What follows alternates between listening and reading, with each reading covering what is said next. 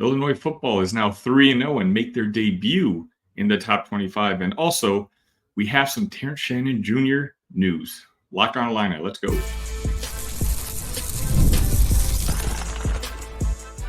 You are Locked On Illini, your daily podcast on the Illinois Fighting Illini. Part of the Locked On Podcast Network, your team every day. Welcome back to Locked On Illini. Thank you for making us your first listen every single day. Simple reminder, you can find us on your favorite podcast platform and on YouTube, part of the Locked On Podcast Network, your team every day. My name is Sunny Verma. You can find me at IlliniCast. You can find me at the Sunny V. If you'd like to support the channel, it costs you nothing. All you got to do is hit that like button, hit that subscribe button, and you know what? Go ahead and hit that notification button too, because what I've done the last couple of weeks is I've gone live immediately after the Illinois football games, and we've had a pretty good crowd. At the conclusion of that Kansas game, we had almost 100 people viewing, and so wait for you and I to banter back and forth. Today's going to be a fun episode for you. Of course, we're going to be talking about the Illini going 3-0. I was finally able to watch the game, and really, I jotted down a couple notes of some things that I liked and some things I didn't like. Today's episode is going to be brought to you by 5-Hour Energy. Go to 5hourenergy.com and use promo code LOCKEDONCFB to receive 20% off your order. Illinois, 3-0. First time that's happened since 2011. And I'm talking now to you football supporters. I know there's not many of you out there. Enjoy the moment. 3-0 is 3-0. It doesn't matter who you beat. Illinois is not at a point as a program where they can complain about the level of competition that they have. There's a lot of other teams that are 3-0 who've played worse schedules. And I would argue the team that we're going to be playing on Friday, the Nebraska Cornhuskers, are one of them. We've got a very daunting schedule coming up. We've got Nebraska, Oregon, Penn State, Michigan. Games are about to get a lot tougher. But at 3-0, we're now already halfway to getting to a bowl game. And that's the goal for this season. 6 wins. We're already at 3. So let's talk about that Central Michigan game. What was good? And I think clearly I want to give them a shout out here is that defensive line. Gabe Jacas had his best game of the season, clearly. And his best game of actually he was a complete monster. The defensive line was constantly getting into the backfield of Central Michigan, making that quarterback do plays that he just simply wasn't ready to do. Another big shout out to Aaron Henry. This defense has allowed 26 points this season through 3 games, less than 9 points a game. 0 touchdowns allowed to Central Michigan. Central Michigan did have a couple drives where you thought that they might be able to score, but they ended up having to settle for 3 points. And sometimes that can be pretty disheartening on offense. When you're doing all that work, you're making all that progress, but ultimately you're giving up 4 points. The defense got the job done again. Xavier Scott, another interception. Patrick Bryant, another touchdown. He's got 4 on the season, tied for first in the Big Ten. Again, you have Zachary Franklin on the other side doing most of his damage in the first half. But I talked about this in the postcast a little bit. It's just nice to see that Luke Altmaier is continuing to progress as a quarterback. Another relatively mistake-free game by Luke. He's growing as a competitor. He's growing as a player. I've said this before. Once Big Ten season starts, most of the time, the team across from us is going to be the more talented one. But Illinois can still win by playing their type of football. Takeaways on defense. It looks like this defense is legit. One of the better ones in the Big Ten. They showed up. That big, huge question mark coming into the season should no longer be a question mark. Aaron Henry has gotten the job done. Through 3 games at least. With Luke, his ability to make the right throw, and he has 2 guys on each side that can make a play on their end, But also, Luke can win games with his legs. That trait hasn't left him from last year. Luke continues to develop, and I think could be one of the more important players on the season this year. Biggest concern, this running back room. I'm questioning my own judgment of watching football now, after talking about in these off-season episodes how excited I was for that running back room. How if there's one unit that I didn't feel the need to be concerned about, it was that one. Caden Fagan seems to need a hole be there for him, for him to get a good run. Problem is, the offensive line isn't really making that many of them. So this is not really even an ideal fit between Caden and the type of offensive line performances we've gotten so far. And we've struggled in that running game. A running game that we're going to need probably starting Friday night against Nebraska. We're going to need to control the clock. We're going to need to have the ball in our hands. We're going to have to find a way to move the chains constantly. But Central Michigan was getting through on Illinois this past Saturday. I shudder to think what Nebraska's about to do. We have to be able to keep them honest in order to let Luke do what he does as a quarterback. He can win games with his arm. But we all remember what happened last year in the first 3 or 4 games, where he was forced to be our best passer and our best rusher, just because the offensive line was in shambles. It was only later on when the offensive line kind of fixed itself, we moved a couple players around, and Caden Fagan's emergence, that all of a sudden we became a more competent offensive team. That running back room is a concern, and I don't know what the answer is. I think it's still way too early for Khalil Valentine to be the guy, even though he seems a better fit for this offensive line, just because he can make quick dekes and dunks and make quick changes in direction, which I don't think Caden really can. Caden needs about 4 or 5 steps before he really gets his momentum going, and then watch out, because it's hard to catch him. But this offensive line is just not giving him the opportunity for those 4 or 5 steps. So we have a problem. But 3-0 is 3-0. Ask our friends over in West Lafayette right now what they're going through.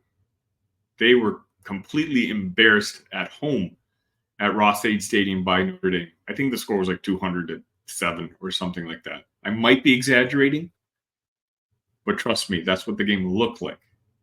Things could be a lot worse. Ryan Walters has a lot of searching to do. There's a lot of things that he's going to have to figure out.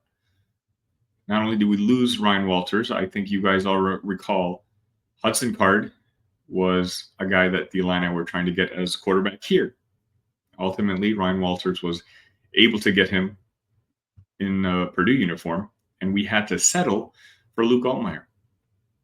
Right now, that's looking pretty favorable for us. Look at our neighbors to the north, Wisconsin. If any of you guys have any Wisconsin Badger football fans, please go check on them. They're not doing very well right now. They also got boat raced at home. Now, granted, it was the number 4 overall team in the country, Alabama, and they lost their quarterback on the first drive. But still, even if you're going up against top talent like that, you never want to play like you're an FCS caliber football team. You don't want to embarrass yourself, in particular at home. And before I wrap up this segment, I just also wanted to mention that Brett Bielema said in his post-game conference that Aaron Henry had lost his sister midway through the week. And so the defensive staff had to kind of take on extra responsibilities for Aaron while he was away from the team. And I can't imagine what it's like to lose a sibling. I hope I'm never going to have to. And so I just want to send my best to Aaron and the Henry family. I know these are probably really tough times for you. And just remember, the Locked On community here sends you our best wishes.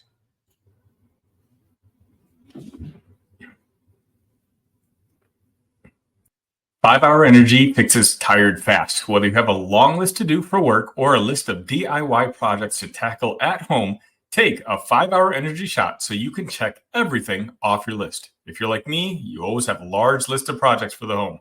When you get your supplies for your project, do not forget the most essential supply, which is a 5-Hour Energy shot. With zero sugar and a convenient portable size, it's a perfect pick-me-up for getting stuff done. The 5-Hour Energy website has flavors galore like watermelon, tropical burst, grape, berry, and more. There's a flavor for everyone. Try them all. On the site, you even have the option to build your own 12 or 24 pack. You choose the flavor and get it delivered directly to your house. If you go to 5hourenergy.com, that is the number 5hourenergy.com, and get some 5-Hour Energy product today, you can use my promo code LOCKEDONCFB to receive 20% off your order. This offer is only available until September 30th on one order and cannot be used with other promotions. The code is not good on subscription orders. Go to 5hourenergy.com today.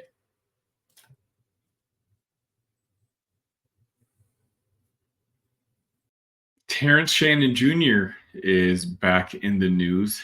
Mitch Gilfillan, a frequent guest on my other channel, Illini Cast, tweeted that, major news, Terrence Shannon Jr. plus his mom, Trinette Redding, filed for a notice of claim to sue Douglas County DA, Lawrence PD, and a detective for malicious prosecution, among other claims.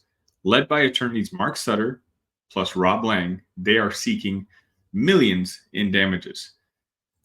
Now, again, those of you who have been watching the show know I kind of leave my personal opinion out of it, so I'll continue to try to do my best now. But I think the point of this lawsuit is going to be essentially him saying that he lost out on lots of opportunities in college basketball. Sure, he went number 27 in the draft, and he had a fantastic preseason, but Terrence Shannon Jr. could have been, he was a top 3 college basketball player this year, but he wasn't voted on the All-American first team.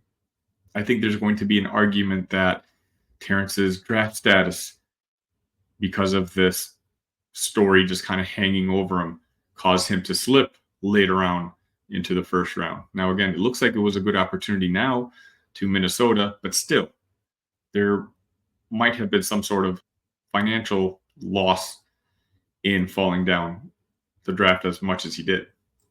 What we do know is Terrence and the family and the lawyers had a very grueling 6-month period where everyone in the college basketball world outside of Champaign was making some very gross accusations towards Terrence and the family. And that obviously was not easy to deal with, especially when you have media in today's world.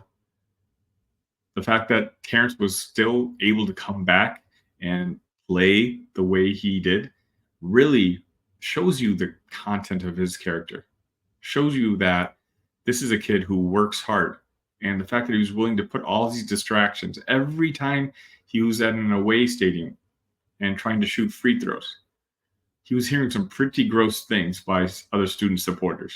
Now, granted, this is sports and these are college students, so you can expect to hear stuff like that. But I think someone on Twitter said it perfectly. Terrence, with the original trial, was seeking his freedom. But now it looks like with this particular lawsuit, he's seeking justice.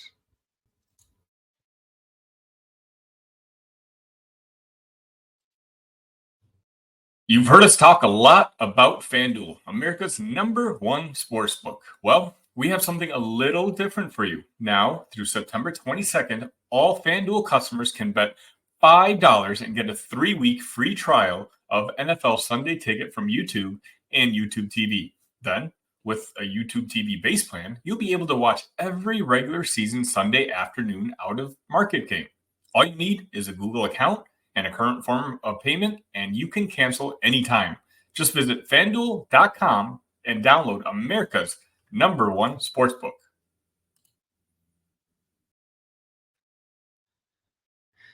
Make sure you stay locked in on this channel this week. We're obviously going to be talking a lot of Nebraska content. I'm going to be bringing on Justin Adams from the Voice of College Football Nebraska channel. You've actually seen Justin on this show a couple of times. For those of you who tuned into the breaking news whenever football has a recruit that commits to the Illini, Justin just does a fantastic job of really showing the traits and going through the tape of a player and making it make sense to someone who isn't into tape like myself. So definitely stay tuned. And please, if you have some questions for Justin, let me know.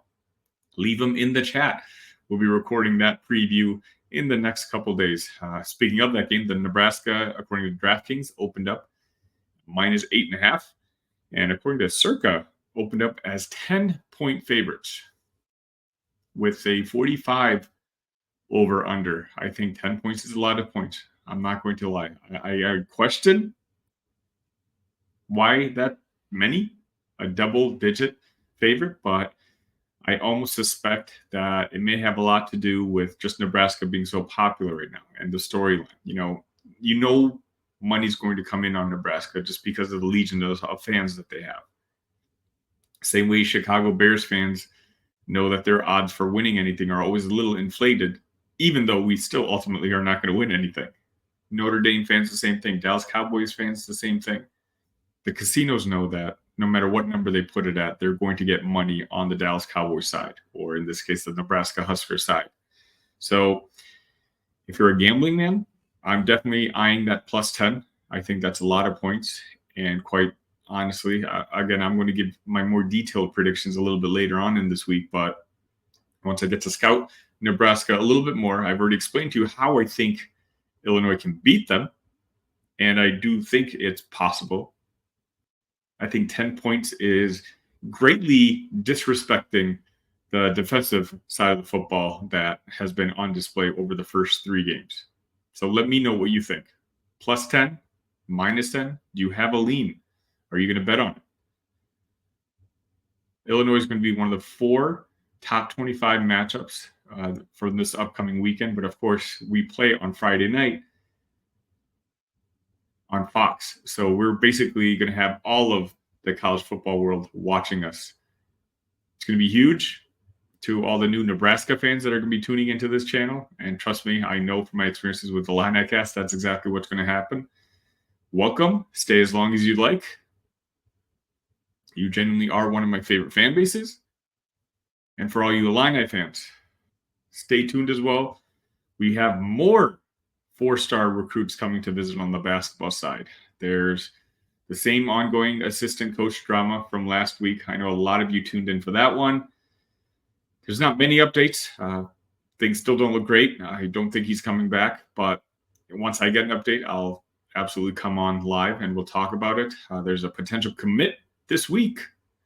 So if that happens, we'll be dropping a breaking news, rapid reaction type of episode. So again, hit that notification button so that you're always in tune with what's going on with the Illini Athletics. Keep in mind, I'm the only one out here providing you with Illini content every single day. And I choose to because of the support that you guys continue to show us. Thank you for making Locked On Illini your first listen today. For your second listen, find Locked On College Football. From NIL deals to never-ending conference realignment rumors, Spencer McLaughlin gets you ready for an exciting season on the gridiron. Find Locked On College Football on YouTube or wherever you listen to podcasts. That's going to be it for today. Again, tomorrow, it's Tuesday. We'll have Big Ten Ted on, and we'll be discussing that Nebraska and Illinois matchup. I'm really looking forward to this week. This is a huge game for the Illini program, arguably the biggest one of Brett Bielema's tenure. Well, since 2 weeks ago. But a victory against Nebraska, now all of a sudden we're going to get the attention of the college football world. Is it going to happen? We'll take a look at the Illini team. We'll take a look at Nebraska's team, and we'll make some final predictions this week. Just remember, it's going to be a short week, so I'm going to be packing up the Central Michigan content, and we're going to be focusing mainly on Nebraska the rest of the week. Until then, I love you guys.